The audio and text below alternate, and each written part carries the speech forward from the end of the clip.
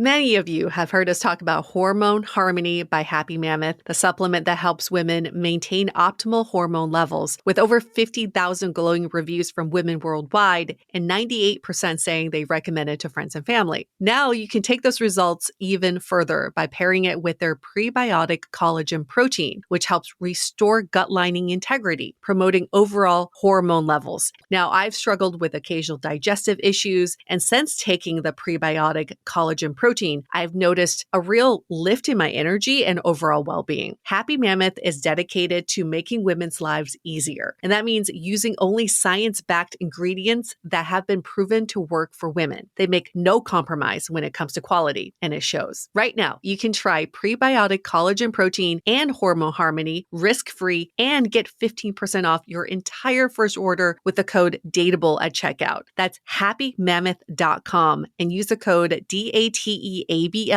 for 15% off today. What's the one thing about your health you wish someone had told you years ago? Well, for me, it's how important the gut is. Truly, the gut is the foundation of overall health and vitality. It's not just about digestion. The gut affects everything from your energy levels and mood to weight management and even longevity. And while most gut supplements contain probiotics or probiotics and prebiotics at best, Bioma contains all three essential ingredients your gut needs. Visit gobioma.com/dateable today. That includes prebiotics, probiotics, and postbiotics. Each ingredient is science-backed and third-party tested. Just take 2 capsules before breakfast and take the guesswork out of feeling your best. Visit gobioma.com/dateable today for an extra 15% off your order. That's gobioma.com/dateable and get an extra 15% off. Hi, I'm Yue Xu. And I'm Julie Kraftchick. We're active daters turned dating insiders. Here to dive into everything modern dating and relationships. Welcome to Dateable.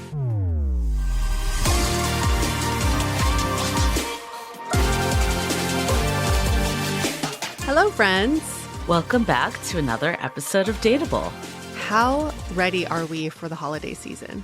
I can't believe it's already the holiday season. It's already mid-November. It's crazy. Before Halloween, my friend Emily asked me to go to Color Me Mine to make ornaments. And I was like, oh, can we get through Halloween first? And so now that we're done with Halloween, she's like, are you ready? Like, I guess. Wait, Color Me Mine. I always think of the Sex and the City episode where they like make fun of Charlotte for like quitting her job when she's talking about like what she's going to do with her time. And they're like, please don't be that person that we walk by and see in Color Me Mine painting pottery. I didn't know that actually existed. I'm going to send that. I'm going to send that clip to Emily. No, they exist. It's a franchise. There's one right down the street from me. It's a walk-in. You can like paint plates. You can make plates. You can make ornaments. I mean, I'm not going to lie. I love stuff like that. I've never been to that specific one, but there's like more non-chain ones near me that I've been to. Yeah. But yeah. So I'll be there.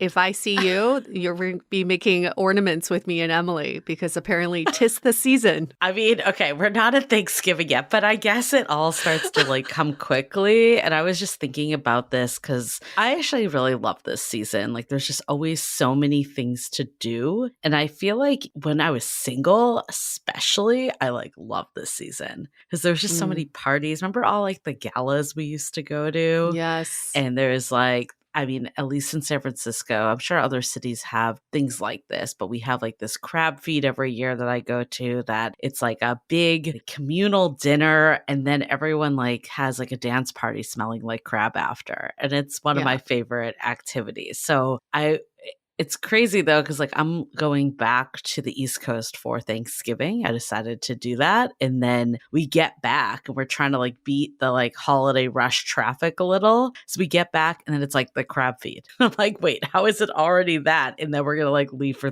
Christmas.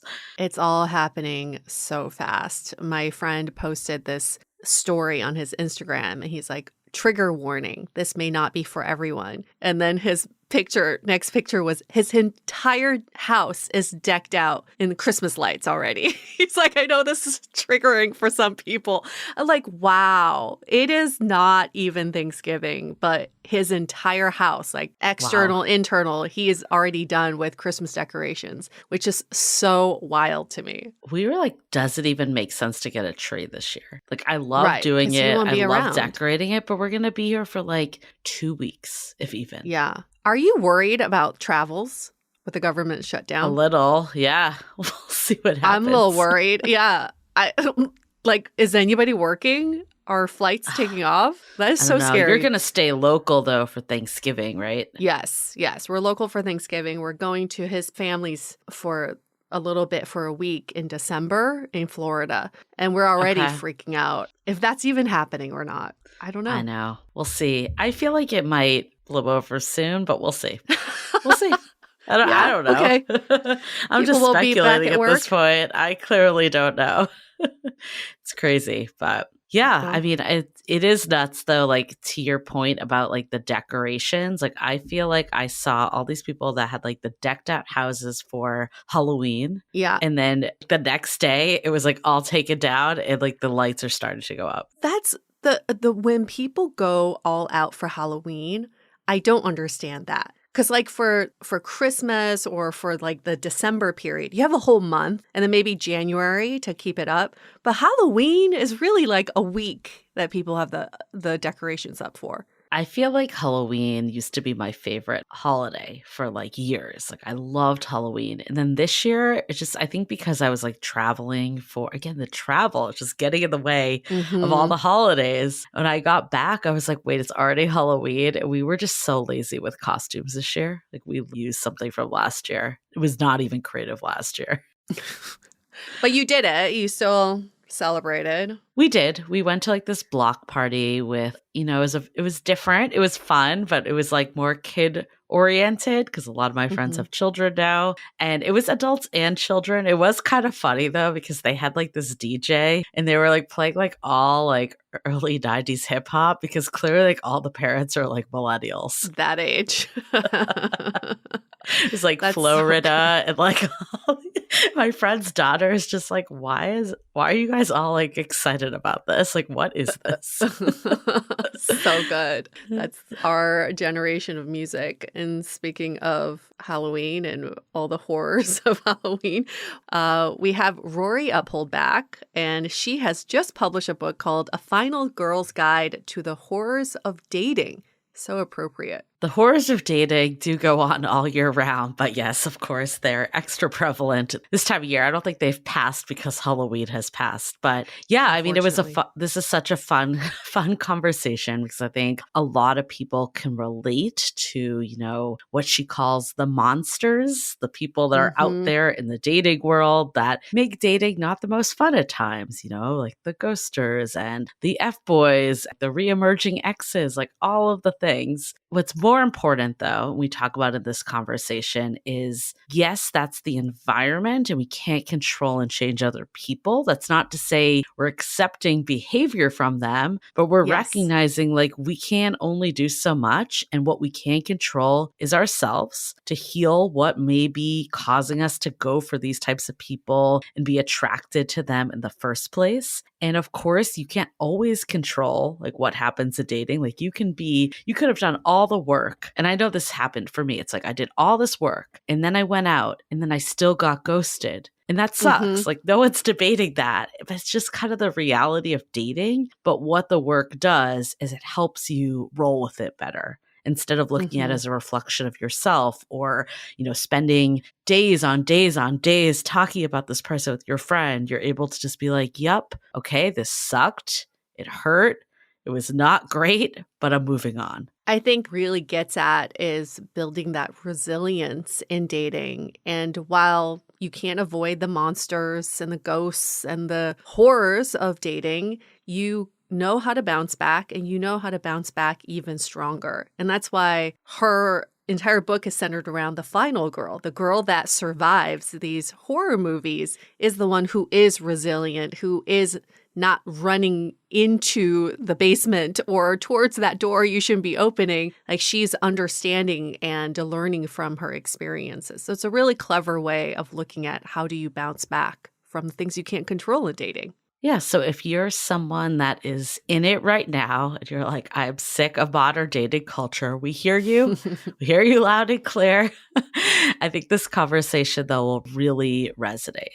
Okay, well, before we get into it with Rory, of course, How to Be Dateable is out wherever books are sold. We are going to be doing a fun giveaway on Instagram for Thanksgiving because we are so thankful for all of you that have been part of this Dateable community and family for years at this point. We love hearing from you. And for everyone that's, got the audiobook or the hardcover or helped spread the word, we're so grateful. So we want to give away some of our books over the holiday season. So if you're not already following us on Instagram, go there at Dateable Podcast. And we've been alerted that we are approaching low stock on Amazon. So if you are truly trying to get that book in before the holidays hit, this is the time. Get in now before, there's always like a period before they restock. And there's always Black Friday sales too. So I feel like it's always that time for me, at least, that I'm like, what is all the stuff I want? Let me bookmark it now and save it. So then when that day hits, I can just come in strong. Smart. Cool. Well, howtobedateable.com. Make sure to go there. You can find all the places to get the book. And yeah, we also have something exciting that will be coming post-Thanksgiving that we will reveal then. Keep it cryptic. Very. Awesome. Okay, well, before we get into it with Rory, let's hear a message from our sponsors. As the air turns crisp and the holidays draw near, comfort becomes the best gift of all. And Quince delivers layers that last: sweaters, outerwear, and everyday essentials that feel luxurious, look timeless, and make holiday dressing and gifting effortless. And Quince has it all, from $50 Mongolian cashmere sweaters made for everyday wear, denim that never goes out of style, silk tops and skirts that add polish, and down outerwear built to take on the season, perfect for gifting or upgrading your own wardrobe. Now, I know I live in warm Southern California, but I do love wearing cashmere, and the Quince short sleeve cashmere sweaters are my go-to. They're just the perfect layering piece, and they truly elevate every outfit. Step into the holiday season with layers made to feel good, look polished, and last. From Quince. Perfect for gifting or keeping for yourself. Go to quince.com/dateable for free shipping on your order and 365-day returns. Now available in Canada too. That's QUINCE.com/dateable to get free shipping and 365-day returns. Quince.com/DATEABLE. With the holidays right around the corner, it's time for me to start planning all the festive meals and treats for the season. Frozen Washington red raspberries are the ultimate holiday shortcut to flavor, as they are picked at peak ripeness and frozen within hours to lock in their bright, sweet tart taste. I love raspberries in my desserts, and boy does this cran raspberry pecan tart sound delicious. Grown by passionate farmers in Washington state, they're frozen with care to ensure top quality and food safety, and it always feels good to support local American farmers. And here's the best part. They're always in season. When you buy American-grown frozen raspberries, you're getting fresh off the field flavor all year long. You can find them at Costco, Kroger, Meijer, and Winco Foods.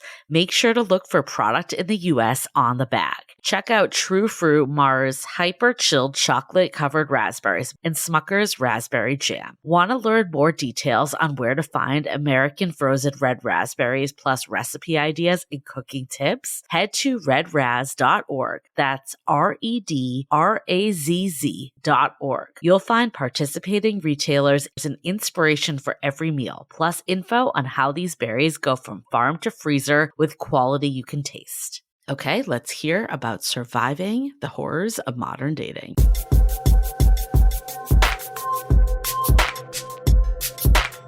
When we ask people to describe dating these days, they no longer say it's like a rom-com. They're like, it's like a horror movie. I think many people would say it's like a horror movie. And that's what our guest today actually wrote a book in honor of that sentiment about dating. It's called A Final Girl's Guide to the Horrors of Dating. Rory, welcome to Dateable. So nice to have you back. Welcome back to Yay. Dateable. Yes, return Thanks, guest over guys. here. I know. It feels like coming home. Well, I feel like on last episode, you were like starting to go into like a lot of these horrors. So I think we could like pick back up because you've had quite the experiences yourself. And then clearly we're able to reflect on it for other people. So I love this part memoir, part survival manual.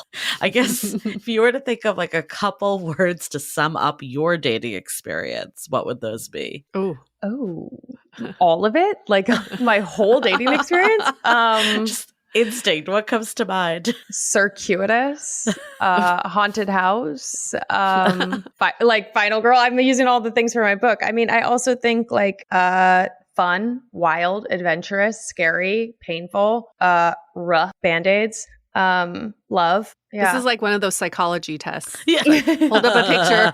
What are the first words that come to mind? Totally.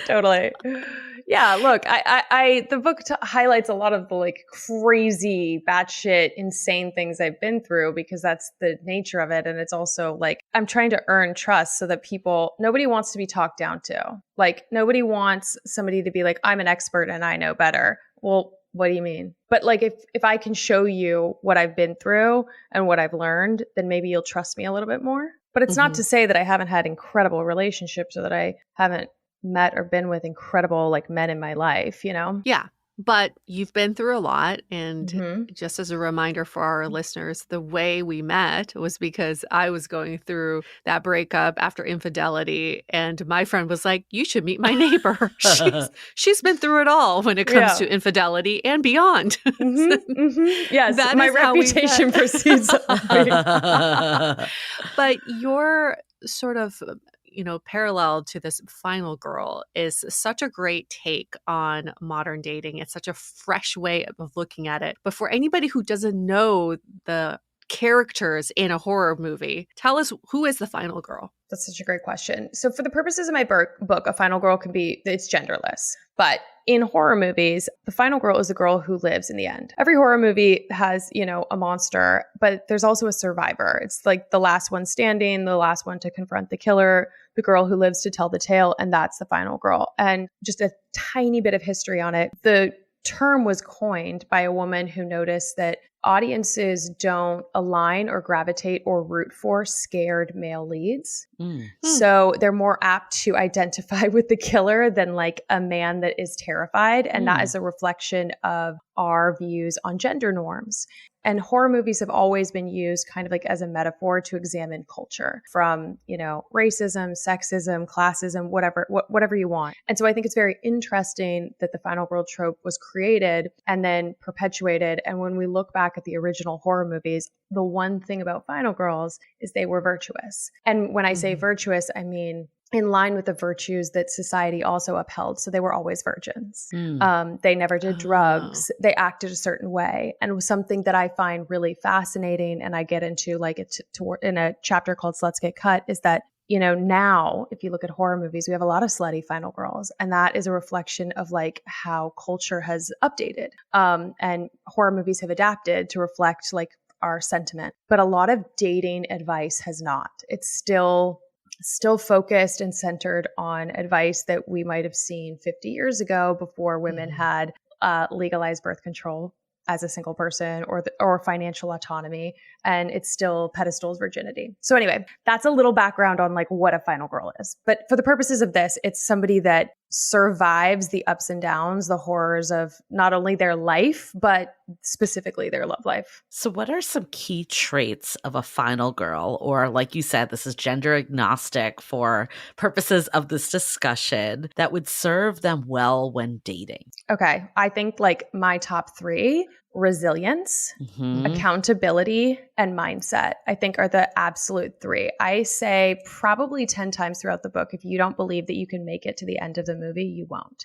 If you do not believe that love is out there for you, it won't. And that's like part woo-woo, but also part neuroscience, which, like there's confirmation bias, your beliefs define your life. If you believe that all the good ones are taken or that love is a horror show for real, like I'm using it in a way as a framework and as a joke. And because I think that the pain that we can feel is so horrific. And the language we use is so horrific. You know, even like till death do us part, or she took my breath away. Like I fell in love. Like these are positive things, but they have this horrific connotation. So I'm playing with it. But I genuinely believe that love is out there. And I believe that you can have the love that you want. I also think if you don't take accountability, you know, every time you blame somebody, it robs you of a lesson. It's really hard. It's not sexy. People don't want to look at it. But at the end of the day, I continue to date some of these people. I continue to put myself in some of these situations.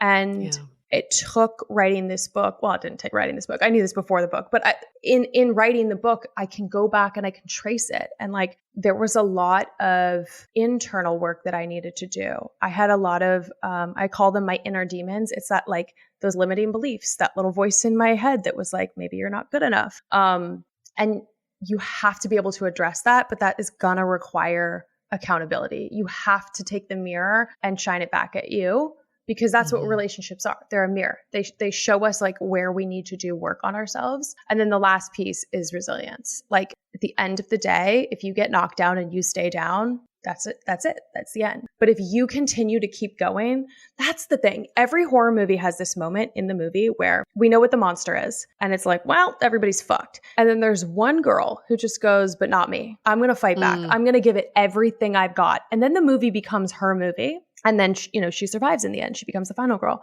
I do believe that is true for all of us in our love lives. Like you have to be the star of your own movie. You have to be the lead of your own franchise. And that is going to require you to keep going and to not give up and to stay positive and to acquire more skills and to heal and to just like not be afraid of the jump scares that are like between you and the love of your life or the loves of your life. To dissect this a little bit more, because I'm just thinking back to all the horror movies that I was brave enough to watch, which is not that many. But there is always a character in the beginning who you think is the movie is about her. And she dies very quickly because she is almost too confident in her survival. Like I feel like there's always this character that's like, it's not going to hurt me. I'm not going to happen to me. I know that I'm the best out there and nobody's going to kill me. And then she gets killed. So who is that person? Like, how do we not become that person? That's a great question. Not really in the book. But I think like to me, that girl probably was doing drugs or having sex or something that is like a commentary or a trope that again predates back to like the patriarchy. Or I think to me, it's more about humility and it's more about the accountability. It's like, I think in both hands, you need to be able to, on the one hand, like recognize the pitfalls, the horrors, the red flags, and on the other hand, stay positive. And that does require a certain amount of like humility. It does require a certain amount of introspection and a quiet confidence. That's not like this like in your face, loud confidence. That's true self-love, true self-respect. And that is like built in small steps and quiet moments. That's not putting on a like red lipstick and a high heel and like looking in the mirror and being like, I love myself.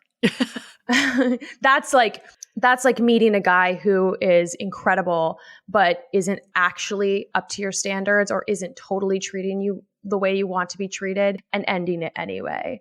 That's choosing things that are in line with what you really want, despite the fact that society might be saying, like you should fall in line. Like when you have your own back, you build self-trust, which builds self-confidence. But that's the kind of confidence that like gets you to the end of the proverbial movie, you know? So we could not agree with you more about the three that you talked about. Like we have people that come to us all the time and just the negativity starts. It's all about like, you know, the other people out there and all the monsters in dating and the terrible people. And yeah, it's of course, like if you don't believe there's someone out there for you or they're good people, then yeah, it's a self-fulfilling prophecy. How do you get out of that? Like maybe even your own example of going from all the people are the worst, they're terrible, to like, okay, there are some really shitty people out there. No one's denying that. But how do I use this to like serve me and not just get so focused on the external?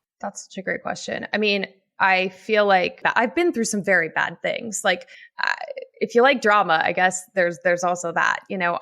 I was in an abusive relationship, not great, not a fun thing to share. That's pretty embarrassing. I was ghosted in the most epic, savage way. I have experienced like assault. And not that this book is like totally heavy. I've also just experienced like the ick and crazy embarrassing things and being shamed in terms of STIs or being gaslit by like my gynecologist. I say all of that to say that it would have been really easy for me to write a book that was like, look at all the fucked up things that have happened to me and not go, okay, but like, what was my role in any of that? And that is not to say that I am to blame or that I deserved it. But it is what helped me go, oh, right. Because like I had a fear that love is conditional. If I wasn't perfect, I wouldn't have the love that I really want. It also let me realize like I have beliefs about like worthiness and that I'm replaceable. And this stems back to, I was 25 thinking I was going to get married and the love of my life ghosted me in a way that was like pretty catastrophic. And in the absence of the truth, we will come up with a story. And I came up with these stories and then they self-perpetuated for a decade in little and big ways. And I can go back and I can look at the quote unquote horrors and realize that at the worst, the thing that was also at the worst was like my inner monologue. Right. And words are like spells. Like you have to cast them wisely. The way you talk to yourself will determine the quality of your life. Like I have said this probably on this podcast, but you have to be your own best friend. If you speak to yourself in a way that you wouldn't want somebody speaking to your mother, daughter, best friend, then why do you allow yourself to speak to yourself that way? And that's like step one, because you can't tame what you can't name. So you have to identify like what those patterns are and how you speak to yourself and what those beliefs are. And when you realize what those are, I do go really deep into like how to change your core beliefs, but that's what it requires. It requires you to change your core beliefs. So I guess like, how did you get there? Because I think therapy, I'm assuming, or was there another path you took? Okay. So how did you get there? I got ghosted by the guy who got me pregnant. But like, how did you make that like pivotal, like, okay, now I'm turning it to myself? Well, look, I think there's somebody said this, somebody wiser said like, if it happens once, it's maybe them. If it happens multiple times, it's probably you. Like at a certain point, I was like, what the, like, it has to be me. Like I have to be a part of this. This is like too crazy that like I couldn't be attracting, doing something. And yet it didn't totally resonate. And so, yeah, it like really required me pulling back layers of an onion. And I started small, but I also realized like I could hear myself saying the things like, oh, he's probably going to ghost. Like I felt crazy when I'm like checking some dude's social media who's given me zero reasons to imagine that he is doing anything shady. Like he's only treated me kindly. And yet I'm so paranoid that the other shoe is about to drop at any moment. Like, where did that come from? I got so sick of being like activated and feeling like, at any moment, like this guy was going to reveal himself to be a total monster. And I just kind of got fed up and I was like, there has to be another way. Like, I just don't want to live like this. So either I'm going to figure it out or I'm going to die alone. Yeah. And I didn't want to die alone. So then I just decided, well, okay, like I need to like do a lot of investigating. And it was just really a lot of journaling, a lot of going like deep, looking at my patterns. Yeah, I read some books. I read a book called Whole Again that I absolutely adore. But I think also it was just like really intuitive. So when you mentioned patterns and something else you mentioned earlier too, is like, you're not saying you deserved any of the horrors that have happened to you, the traumas, but we have to look at how we respond to what has happened to us. And part of what's happened to you are these monsters in your horror stories. And in your book, you talk about some common monsters as that you can recognize in dating. Can you go through some of those? Oh, well, yeah. I mean, I talk about serial killers. I think that like, for the purposes of the book, serial killers are like serial cheaters. I think they're the serial killers of love because they often have a signature. They often hurt way more than just the intended victim, because hurt people go on to hurt people in the same way that there were a lot of people that hurt me that I could identify have been hurt before.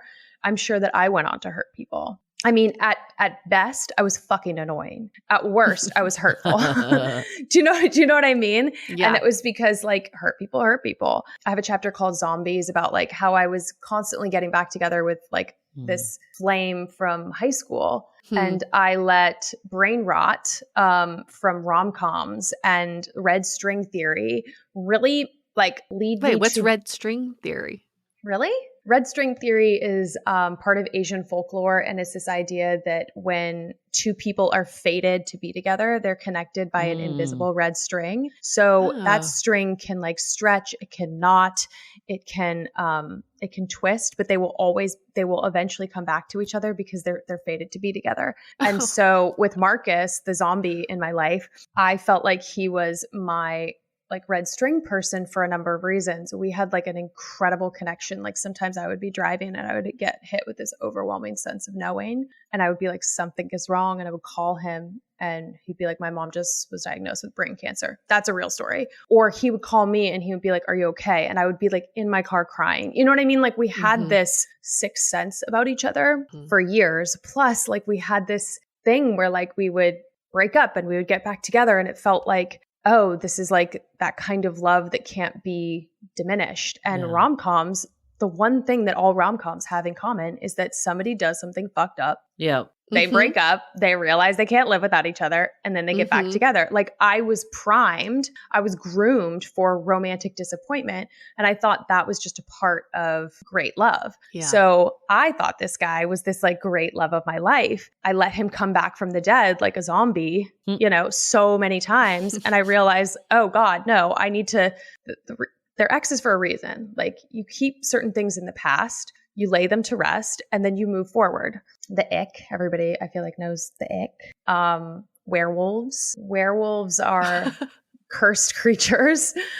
That is really kind of like, you know, hurt people. Vampires, like they drain you of your energy. In that scenario, that's a lot about like narcissistic personalities, like for real, not like my ex talked a lot about himself, he's such a narcissist. No, I mean like you got love bombed and then you went through Darvo and you came out feeling like a shell of yourself. You know, I think energy vampires are like a very real thing, and sometimes family members, sometimes they're friends and you don't know it. And then the flying monkeys that enable them. Wait, flying monkeys enable the vampires? Yeah. Flying monkey is like a term that I did not come up with. It does come from the Wizard of Oz. Yeah. And a flying monkey is someone that enables a narcissist. But what is it like? What would that be like in a dating scenario? Well, I can tell you my scenario. Okay. I was set up with the person that ended up being the vampire in my life. And now that he's been formally canceled, I know that she knew that he was a bad guy. And she continued to supply him with women. And she's the flying monkey. I see. So she's an enabler. And it's just to, you know, that's like a 2-page chapter, but it's just to let people know, like, you know, whenever there's like a really toxic person, they normally have enablers. And sometimes those people are benevolent, like they don't know that they're being used. And sometimes they're malevolent because they're also on the spectrum, the narcissistic spectrum. What about demonic clowns? I love that one. Demonic clowns. So I talk about that in like, after I got out of the zombie chapter, like I felt I was really riding high, because like there is nothing that will give you a greater sense of self than honoring your own boundaries or like standing up for yourself. Like I felt like it was like a huge love letter to myself. And so part of my millennial brain rot is that I was like, cool, I've learned the lesson. Now I'm going to be rewarded with my prince. And that is not how life works. You know, but like I kind of thought, okay, check, great. Now I get like the guy. And instead I got a shit ton of demonic clowns. And I feel like demonic clowns are like fuckboys. They are, it was like when apps were reaching a fever pitch. So in the beginning, it was super fun because dating can be really fun. Like you can learn about so many other worlds. Like that's the cool thing about dating is like you get to learn about new music, new restaurants, new parts of the city. Like it's like traveling, but it's like traveling through people. And so in the beginning, it was really thrilling. Like I was like meeting a ton of people And then over time, I started to realize like all of the disrespect, all of the ghosting, all of the rejection, these like little micro hurts. Mm-hmm.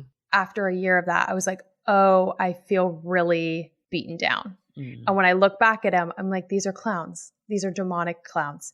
They're going into a relationship being like, you're my dream girl, or like, this is going to be something serious. I could just feel it. Yet they knew they just wanted to fuck, you know? And I think like flipping it back on me, can't put a crown on a clown and expect a king. Otherwise, you're the joke. Right.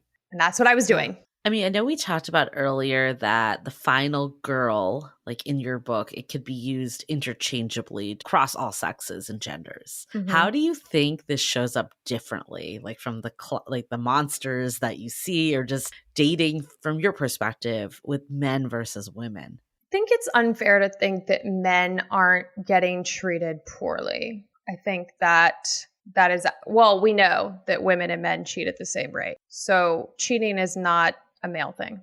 It's a people thing. So if that's the case, then I think it also, I can rationalize that ghosting is probably like the same, that there's these tropes and these behaviors that are probably split pretty evenly. I think, you know, obviously things get different when we're talking about norms. I think that a lot of, like, one of my missions with this book is to try to get women to stop being chosen and learn how to choose. That just the mindset of trying to be chosen will put you in a scarcity mindset where you're more apt to settle or tolerate things. I think that men aren't raised in that way, right? So they're coming at it from a different angle, and there's going to be things that actually just don't apply to them. Because when I'm like writhing on the floor getting HPV cryoed off my cervix, and my doctor's like, oh, most people are fine with this or whatever. And then I feel like the fucked up patient. I feel like I can't say no, or I'm trying to just like make myself smaller or more palatable. I don't know that a man would do that. Yeah, I agree on that. I feel like we've definitely talked to our share of male listeners, though, that the chosen thing is universal. I think there's definitely That's really a little interesting. more than you would think would be happening, especially if you haven't had. You're like, awesome, everyone feels it. I think it's like in today's dating world where it feels like everyone's disposable and people are on to the next. I think maybe like years ago, maybe it wasn't as prevalent, but it seems like, especially if you haven't had the type of relationship history that you thought was like, or think is like appropriate by a certain age. Normal. Yes, normal. Yes. I guess also like part of, I think, the horror, right? That like all of us grew up thinking the goal is marriage. Like we have this idea of what success is in relationships. And it's like, who created that? And why did they create that? And also, if you fall short of that, you feel like you're a failure or that there's something wrong with you. And so I guess it does make a ton of sense that men would also feel that way. And then that is where those inner demons come in. That is where those insecurities grow. And I think, you know, men don't have the same outlets typically that women do. So whereas I can call 10 girlfriends and be like, I feel rejected or I feel sad or whatever, you know, you might have a male listener who's like, I would never call my best friend to be like, you know, but then they have to carry that shame alone. They don't have the person, they don't have the cheerleaders, they don't have the supporting cast, the characters that are like, Brian, you're the shit. What are you talking about? You're the full package. Or like, no. This is just your mind playing tricks on you. These are just your insecurities. Like, you know, keep going. You're a catch. Like they don't have that. I have that. You guys have that. A lot of women do have that. Not all, but a lot do. And yet it's still fucking hard for us. Right. Yeah. Because the thing is these insecurities are buried so deep in our psyche. It really does take like, you know, an exorcism. End of the day, I feel like the monsters are our inner demons. Like, yes, there are external monsters, but I think for men and women, we battle inner demons on a day-to-day basis with dating. Oh no, you just revealed the real secret of the book. Here's a question though. Do you think the goal is to know how to become the final girl and survive whatever life throws at you? Or is it to be the person who can identify the monsters so they don't get in the line of fire. Like they don't even put themselves in the position to interact with these monsters. I think it's both, because not all monsters are the same. Death is a monster. You can't prevent that. You can't prevent a fluke accident. You can't prevent like sexual assault. It's not fair to say to a victim, like, well, if you had been more prepared, that you could have avoided that. I think that there are some monsters and some horrors that are, I talk about being groomed by an adult that I trusted from the time that I was a child onward. I could not have prevented that. Right. But I do have the tools now to know how to handle that, how to help other people, etc. Then there are other monsters like, the ick, poison, viruses, things like that are preventable, that are 100%. Yes. I think that if you know what love bombing looks like, you will know how to avoid it. There is no world in which a man will ever love bomb me again.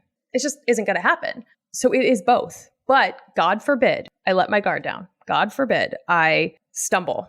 I know for a fact that not only will I get back up, but I will get back up better, and that I am only ascending. So I think it's both. So the example with love bombing, and you probably have others as well, how do you start to spot some of these red flags? Like, what are some things that people should look out for?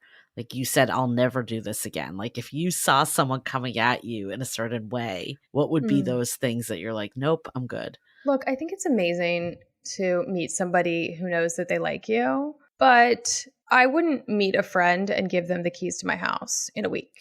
So why do we do that with our heart? We weirdly make exceptions when it comes to romantic things. And the reality is nobody knows you in a date. Nobody knows you in a week. Nobody knows you in a month. You are trying to rush something. You have to ask yourself, why? Yeah, it feels good. Yes, we want love. Yes, this could be the love of your life. But if this is going to be for forever, then what is the rush? I think that there's the red flags are the intensity, the speed. If they're trying to dominate your phone with all of these messages, if they give you homework assignments. And what I mean by that is listen to this podcast, listen to this album, read this book, so that they're constantly top of mind and constantly top of text. Those are actual warning signs. That is not confident behavior. How do you decipher though between someone that's just into you? Let's say someone's just genuine. How do you not, I guess the larger question with this is beyond just love bombing, but how do we not assume everyone's going to be a monster? Oh, that's such a great question. I mean, specifically to the love bombing, if you step back and give it space, does it feel like it's going to die? Because that's the red flag. If you meet someone and they're really into you, but you say, hey, I have a crazy week coming up, whatever. I'm going to have to or I have to go offline or whatever it is. And they don't respect that, then that's the red flag. People who can like you and be so enamored and into you should also have another life. They shouldn't be canceling their gym schedule or their plans or their whatever, rearranging their life just because they've met you is a sign that their life actually is not that great, that they, don't value the relationships and the things that they've established. That to me is a red flag. But in terms of how do you not believe that everyone is a monster? I would say instead of thinking about it that way, I would say focus on self-trust, that you can identify red flags and go pick a different hallway. And two, that regardless of what happens, you're going to be okay. I think when you walk into a party, do you imagine that everybody hates you? I mean, if you do, then that is work that you need to do. But I don't walk into rooms assuming that people aren't going to like me. I walk into rooms assuming that people are going to like me. And I think the same thing goes with dating. Yeah, dating's hard, or it can be hard, but it can also be really fun. And the question I would leave people with is, what if this time is different? So instead of going, what if this is a monster? Go, well, what if this time is different? Yeah. What if this is the last time I'm ever going to be single? How do I want to spend it? Do I want to spend it being miserable? Do I want to spend it being paranoid? Is this how I want to spend my last month, day, year being single? Or do I want to live it the hell up so that one day when I'm talking to my kids, if that's what I want, I can be like, ugh, before I met your mom person, I had a blast. Mm-hmm. And I want to double down on having a blast, because I think it goes back to Julie's question as well. It's like the beginning of a movie. you don't know if it's a horror or a rom-com because it could take place in the same environment. Everybody's like at a party having a good time. And then one person drops dead. And this one person opens the wrong door and you're like, oh shit, this is where it's going. Oh no, it's a horror movie. We're in a horror movie. So ultimately, it's like, how do we still have fun in dating? How do we balance staying vigilant and also just keeping an open mind and this like kind of a free spirit when it comes to dating? Do you wake up every morning and think you're going to be fired? Do you wake up every morning and think I'm going to get hit by a car when I cross the street? That's a hard way to live. But I'm just saying this is what we're talking about. This is mindset. Like ultimately you got to have to choose. Like, are you going to walk into every personal situation with a negative perspective? Those are your beliefs. That's fear. And what you don't change, you choose. So if you don't change your mindset, if you can't actually be excited about dating, you probably shouldn't be dating. You should stop, heal yourself, and then when you're excited about it, get back out there. Because I like to say, like, don't shop hungry. And the analogy is that, self-love is so important, not because you have to be perfect in order to have love. That's not it at all. It's just that when you feel really authentically confident, when you love yourself, when you're unwilling to settle, when you love your life, you love your routine, everything feels great and fulfilled, you are so much less likely to settle for someone's dusty son. You are so much less likely to be breadcrumbed, to put up with bad behavior. This idea of scarcity mindset, who is she? I don't know her. You know what I mean? Like none of those things are going to be a factor for you. And the same thing, like when you love your life, it doesn't matter if that date doesn't work out. Right. There's nothing on the line. All you're doing is like, can I find some common ground with this person? Can I learn something from them? Can I laugh? Can I enjoy my evening? It's not this life or death stakes on a first, second, third, fourth date. I want to dive into this even more, but before we do, let's take a quick break to hear from our partners. I really like that you parallel to like just waking up in the morning and thinking all these bad things are going to happen, because I would go on a gander that most of listeners out there and daters today probably don't have those thoughts, yet for whatever reason, dating is so dire and different. I guess maybe a two-parter. One is like, in your opinion, why do you think this difference happens? And then I guess a personal question of like, have you ever been in the place that you were there and you were like, okay, let me take a break and reset and get out of this? Yes. If I wasn't in that place, I don't think I would ever be able to write this book, but I'll come back to that. Okay. In terms of why do I think that this is like something that is so unique to dating and romance? Because we're all expected to find it, but we're not taught how to get it. Yeah. And if we don't have it, we're othered. The thing is that like singledom has this stank on it. It's like almost taboo. And I don't feel like that is fair. And I can, trace back the political and social roots to why singledom was a threat to societies, but it doesn't even matter. The point is that we are expected as humans to find people that love us, that we love, and be in these perfect relationships, but we are not given any of the skills. And then when it doesn't work out, we're expected to just get over it. Yeah. Just get over it and meet someone else. And I think that a lot of people feel collectively gaslit by that because the pain is real.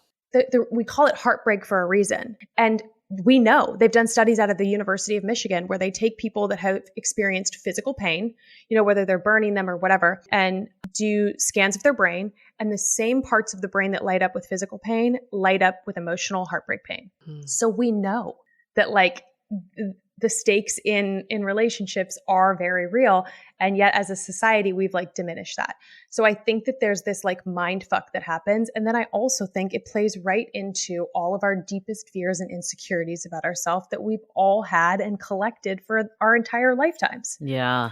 It feels like when we get rejected, somebody has like looked in and gone, oh, she is unlovable. I see that. And you're like, oh my God, they figured me out.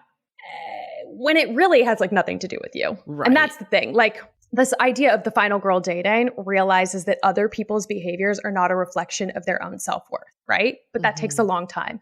And like to answer your question in terms of me, the only reason I was able to write like a chapter like Spells or a chapter like Maybe I'm a Monster Too is that I have been at the absolute depths of negativity, where my mental health was rock bottom, where I walked into dating situations like dukes up, like hands over my face, like expecting to just trying to protect myself. And that was not the best version of myself. And again, it's not fun. Yeah. Yeah. I mean, last time we talked, you obviously had done a lot of self-growth and all that then too, but I can even notice a shift from last time of just like the way that you're like processing things and putting less 100%. like on others. Absolutely. Yeah, that's the thing, is that like the lessons never stop.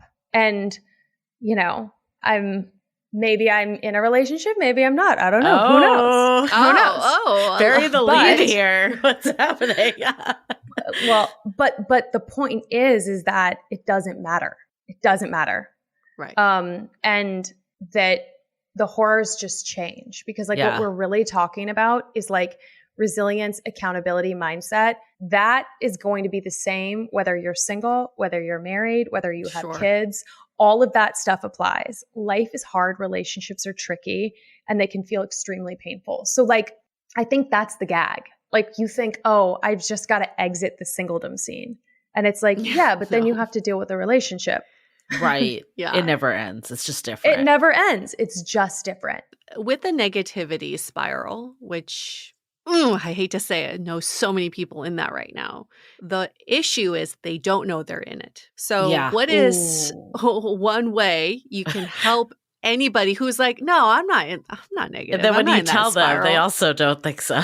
They're like, I don't identify with that. But you know, when you were in it, you didn't think you were. So what is like a question you would ask anybody who may be in it that could snap them out of it? Okay, so this is unfair because this is like the thing that I'm very good at and the thing that you guys are very good at.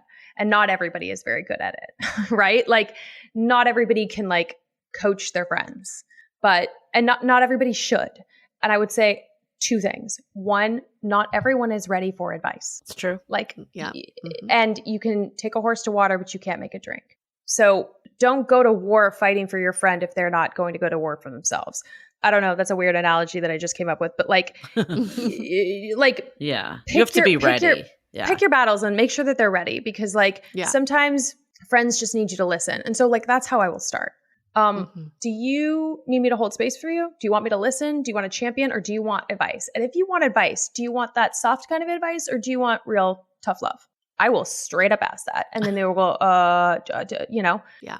And then generally speaking, and I got this from Meredith Goldstein from Love Letters, who's been an advice columnist for, like 15 years. She has said that most people know the answers. You just have to let them talk long enough till they say it. And then you repeat it back to them. I'm not surprised by that answer. That's amazing. Right? Oh my God. Right. What if you don't want to listen?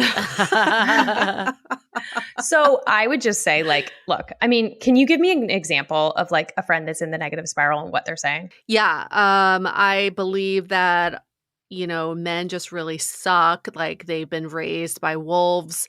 That I'm sorry, you should be carrying my purse. I'm sorry, when you're sick, you should be ordering food for me too, because I'm also suffering because you're sick. Like I just don't understand why men treat women the way they do, and that's why I'm not going to give up my pussy for them, because they're just so not worth it. Wow, I wasn't even thinking of an example quite that strong.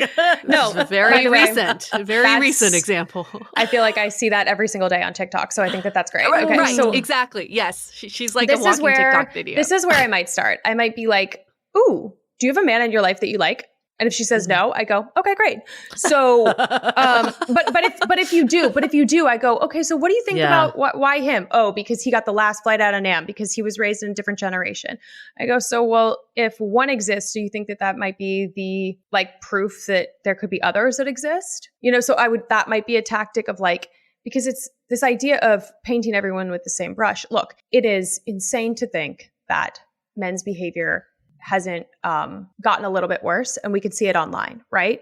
However, we know that if that's what you're walking into, that's what the universe will show you. Confirmation bias. If you believe all men suck, your brain is going to get to work to show you that you are correct because that's its number one job. It will give you examples and it will filter out all of the examples that would prove you wrong and highlight the ones that will prove you right. So then you're going to think, oh my God, see, it's getting worse. It's getting worse. Instead, what I would say is, do you hear yourself right now? Would you want to date you?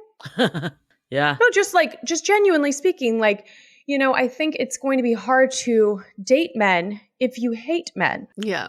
And even if you don't, like, I don't know that I would want to date you with this kind of attitude. And if she can't hear that, then I might say, tell me about your dream man. Instead of what you don't like, tell me what you do want. Let's focus on that. Let's think about that. When you imagine him, how do you feel when you're with him? Not what is he, not he picks up my purse. Like, okay, well, you could just ask somebody to do that. Like, you know what I mean? This is not rocket science, but like, how do you feel when you're with your dream man? Go to that place. Help start to rewire your brain and get some excitement and whatever. What about an example that's more about just like a negativity spiral with like your own self-worth? Like there's no one good out there that would like I know me. it well. Like, why am I still single? What's wrong with me? Why is everyone else in relationships and it can't happen for me? Those types of conversations. Well, I think you have to separate fears from facts. Yeah. So why do we feel like it's never going to happen for you? Oh, because it's never happened in the past. Okay. So is that evidence that it will never happen? No. Like, I think it's all about pulling back the layers of the onion and zeroing in on like those specific thoughts, which like I do go very deep into like how to do that. And it's hard it's hard to give general advice on something that is so specific to like an individual. But if we go like everybody is in a relationship except me, like I'm the only one, I would say, well, why do you feel like you're unlovable? And like, where did that story originate from? Like, when was the first time you felt unlovable? When was the first time you felt rejected? Like, go back. It's probably high school, maybe it's middle school, maybe it's with your family. What was that situation? Because you have to understand where the story came from. Right. And then you have to understand how it made you feel. And then you have to understand what belief anchored in your system, because that's the belief we have to change. So like for me, I felt like I was replaceable. I felt like I wasn't good enough. And I felt like love was conditional. I didn't rationally ever think that love was conditional, because that's not the household I grew up in. But in the absence of the truth for some of my heartbreaks and things that like the world kind of told me, I had this belief that like, if I wasn't, a size 2 and really smart and funny and had these degrees and all of this stuff, that like I wouldn't get the kind of guy that I wanted, and that also I would be irreplaceable. And I can trace all of these examples where it seemed like the world was showing me that that was true. And so I was constantly working to try and be better. But what I needed to do is go back and like figure out where those ideas came from and what the core belief was tied to, because then you can very slightly every day change that belief. And what I had to do was go, I have this fear that love is conditional. And instead of saying like, love is not conditional and it's out there for me, because that's like not realistic to go from one extreme to the other, I had to just say, what if I'm wrong? What if I'm wrong? And then when I felt like that was true and authentic to me, I could take it up a notch. What if love isn't conditional? And I've just convinced myself that it is. Okay. When I felt really comfortable with that, and this is like repeating this daily. This is like really fighting with myself. This is journaling. This is like, it doesn't happen overnight, but I promise you it actually does work. Eventually you get to the place where it's love isn't conditional. I'm perfect as I am. And I'm very excited because it's out there for me. And when you believe that, holy shit, dude, the world will open up and you will be magnetic as fuck. Like I have watched it in my own life. I have watched it in other people's lives. Like, you will have the glow that people talk about. You will be attractive in a way that people can't define. And it's like, yeah, the call is coming from inside the house. Yes. But it does take this like recalibration. And that's why I said like everybody's thoughts and fears and limiting beliefs are different. So how you kind of twist it, just like 1 degree is going to be different. I give some examples, but it is this thing. Like, I wish I could like talk to every single person and be like, let's do you, let's do you, let's do you. I know. But that's the thing, right? And like, you guys know this. I mean, a lot of the things that you're asking me, I know you know, but it's like shifting these core fears and these core limiting beliefs to undo them and then to repattern new thoughts. Right. But love is conditional though. Isn't it? No. Love is conditional. No. Wait, what? Do you really believe that? I absolutely believe that.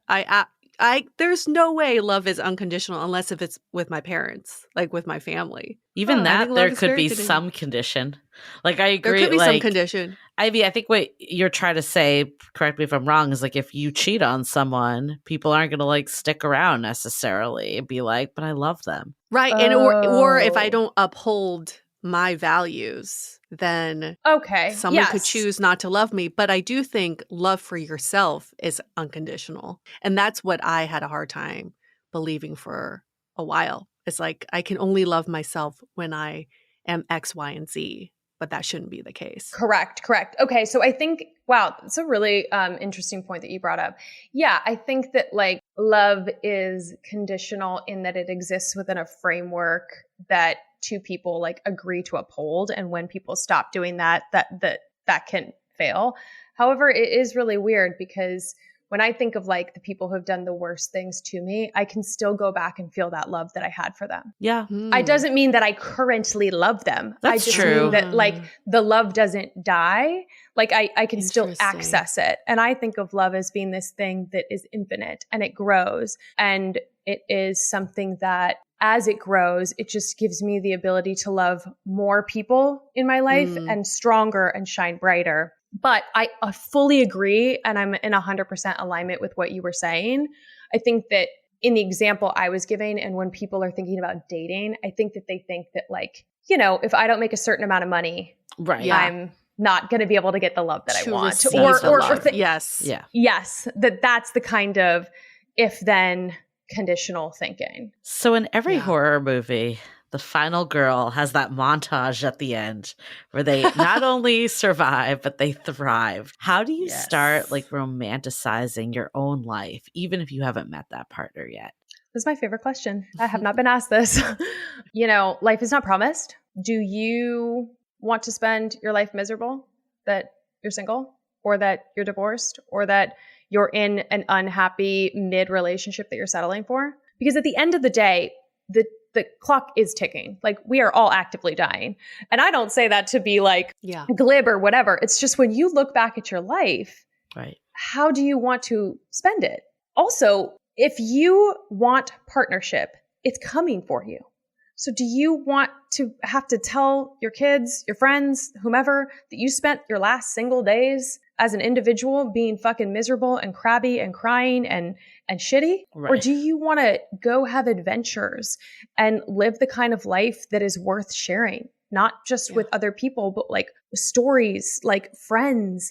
I think like if you're in a relationship that is unfulfilling, get out of it. You still have time to rewrite another ending. You are in control. You are the main character. You had a 1 in 5 trillion possibility of being born. So you're a statistical main character. Start acting like it.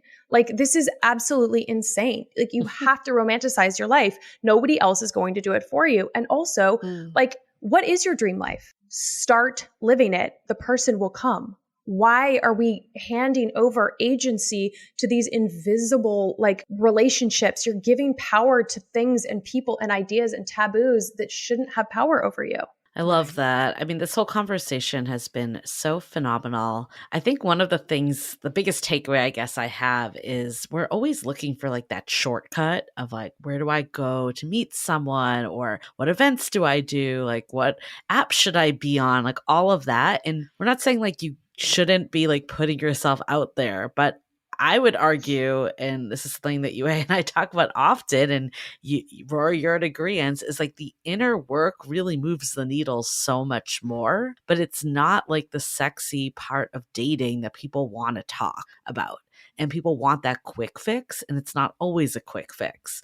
But you said it. It's never a quick fix. But you said it, Rory, like if you look at like yourself and other people in your life, like that is what changed for them. And like I know for you and I, that was what changed for us. All the people we've seen go from being single to being in happy, healthy partnerships. That's what they did to get there. So I feel like we need to just like hone that in again, that this is so important to not dismiss this step because it's not like filling your funnel and getting people in the pipeline and stuff that you think about more in traditional dating. Yeah. Look, if what is working for you is working for you, then Godspeed. Yeah. But you wouldn't be listening to this podcast. So obviously there's a part of you that recognizes that you want to do something different. And I think that is really fucking brave. And congratulations. That's like awesome in the first step. So lean in. Yeah. Like, again, what if you just tried this? Yeah. Well, that was going to be my second takeaway. I think we've talked about this before too, of like, how do you change your limiting beliefs into limitless beliefs? And the question to really start with is maybe overnight, it's not going to all of a sudden be like, I believe I'm the best. I believe I'll find love. But I love what you were saying of like, let's just ask the what if and like baby steps to get there, because then over time, your thoughts end up changing. That's how you start to make those little shifts. And eventually you're like, yeah, I am the shit. And someone is lucky to be with me. But it's okay if that's not like what's immediately coming. Like give yourself grace. And that's like normal. That's to be expected. It's not going to go 180 overnight. 1000%. And you know what happens when you genuinely believe that you are the shit and people are lucky to be with you? You walk into that coffee shop with your shoulders back. You make eye contact with people. You're not afraid when some guy is like looking at you. You'll smile. You'll walk into a party. You'll meet strangers, because what's the worst thing that's going to happen? They're married. They're not interested. Doesn't matter. You're on to the next. You're on to the next thing, the next person, the next story, the next whatever. Like it is just, I've been on more dates than probably anyone I know. I really have. Like it's just, we could go head to head. Part of the reason why I did this with the horrors is to show you like, I've done it all. I've experienced it all. And the thing that really did change my life was me. It's when I looked under the hood, faced the scariest monster of all, me, my inner thoughts, my inner demons, worked on those. And then my life did a full 180. And the happy ending that I have is not what the book is about, because my happy ending has nothing to do with your happy ending. Comparison is the thief of joy. If you believe that love is out there for you, you will find it. Yeah. I wholeheartedly believe so many people are the most magnetic when they're in a happy relationship. Like we've all experienced it, right? The minute you're in a happy relationship, people are talking to you, you're getting hit on, there's attention, because there's that feeling like, I don't give a fuck. I have nothing to lose and I'm here to just be myself. But we can have that feeling of being the final girl in the same realm. This is my life. This is my movie. And I often ask the question of, where's the camera pointing right now? Like there are moments in my life I go, where's the camera pointing? Is it on me? Or is it on this fucker that I don't really like, that's wasting my time, right? The camera's there. No, I got to turn the camera back because I am the main character. But even in this, I think this one step further is you have a choice. Do I want to be the supporting character or do I want to be the final girl? I'm here until the very end and the audience is rooting for me and feeling that energy. Well, right? Well, just I feel it in my body right now of just being like, yeah, I'm making this choice to be the final girl. 1000%. And to piggyback on something you said, I think that when you're in a happy relationship and everybody kind of hits on you and you're like, I have nothing to lose. I also think there's this part of people, maybe not everybody, but like for me, where it's like, I've been chosen, I've been claimed. And I'm saying, yeah, but you can be the one that chooses you. Yeah. You can be the one that claims you. And it feels just the same. And like, that's the fucking gag, is that you can walk into every party truly being single, but like glowing as if you are in the best relationship of your life because you are with yourself. Yes. Yes. Yeah. Fabulous. Wonderful, Rory. Where can people find your book or find out more about your book? I think at this point you can get it anywhere books are sold online. If you go to thehorrorsofdating.com, when you check out, if you use DATEABLE 15, you can get 15% off. Awesome. That's just for your listeners. Thank you. Special code. Yay. Yeah. Wonderful. Thanks again for coming on our show for the second time. Oh my God, and congrats thanks for on having the book. me. Thank you, guys. We know we've been kind of on the sidelines for the writing process of this book, so we're so proud of you. And guys, I would get like the craziest text from me. I'd be like, yo, this really sucks. This shit is very hard. It is hard, but the world needs it. So we're so glad that your book has been birthed into the world for people to read. Thanks. Your book will be sitting right next to mine on the bookshelf. Love it. All right. Thank you all for listening. And we're going to wrap up this episode. Stay